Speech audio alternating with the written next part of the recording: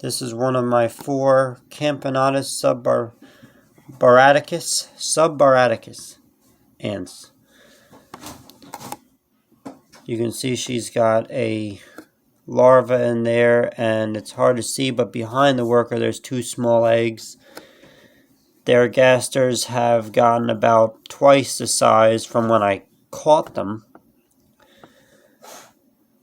The weird part is where I caught them was in the same area as these guys, which are camponatus. Oh crap. I think they're camponatus chromoides. And I did not find any dead males to camponatus subbaraticus. I only found dead males to camponatus. Oh, sorry, the one I'm looking at right now, that's an americanus. There's one that was in the same area with the wings on. She hasn't dropped any wings, so there's a possibility she is not mated. But that one there has eggs. That one's got an egg under her. This one here I found had some weird thing on her back, and yet she's producing eggs. You can see them underneath her. Produce a very yellow egg. So my question is it possible for different species of camponatus to breed together? And if it's not, where were the males for the subbaraticus? So we will see what happens with that one. I will keep you guys updated, and we'll post another video once this larva hatches into a worker, and we'll see what happens. And if it doesn't hatch into a worker, hatches into a male, that would just mean this was an unmated queen, but we will see what happens. And then one of my favorite little groups of ants are these guys, and I do have, let's see if I can clear up this video. These guys produce repletes too, tiny little repletes, as you can see there. They got a very big brood chamber. Let's get these guys out a little bit more so we can see them. You can see one of the 3 queens that are in this group. I found these guys on a log, underneath a log. I know the name to them. I will put the name in the description.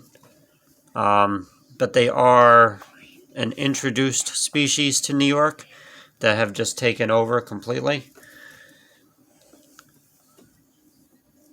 But they are one of my favorite little groups. This thing only had 15 or so workers. Now it's got about 30.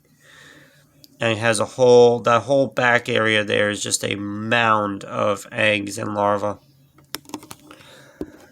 See if we can get a little closer and get some nice close-ups of these guys.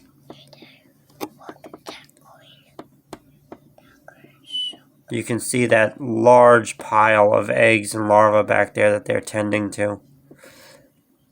This species is going to explode, and the queens live quite a while. The queens, for a very small species of ant, the queens can live 5 to 7 years, so going to be fun to watch these guys. These guys are about the same size as the ghost ants, and you can see they've got those pointy oval shaped gasters, and you can see right there in the dead center of the screen one of the repletes that they produce.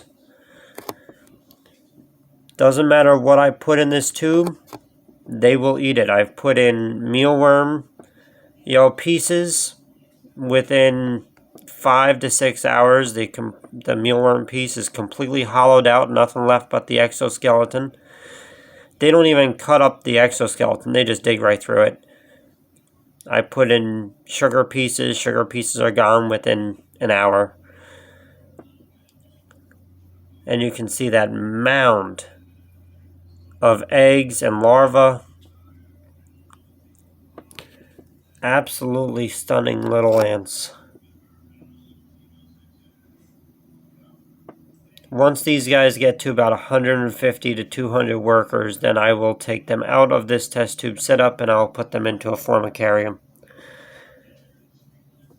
I'm making a special formicarium just for them. But take a look at how cute those little guys are.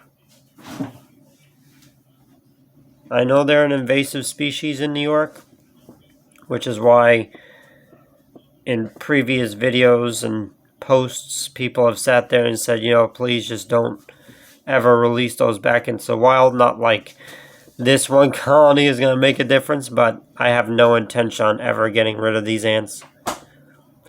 I love watching them. Look at the replete right there as he's moving. Sorry. Beautiful little colony. Love watching them. You can see the two, I think there might be two queens in here.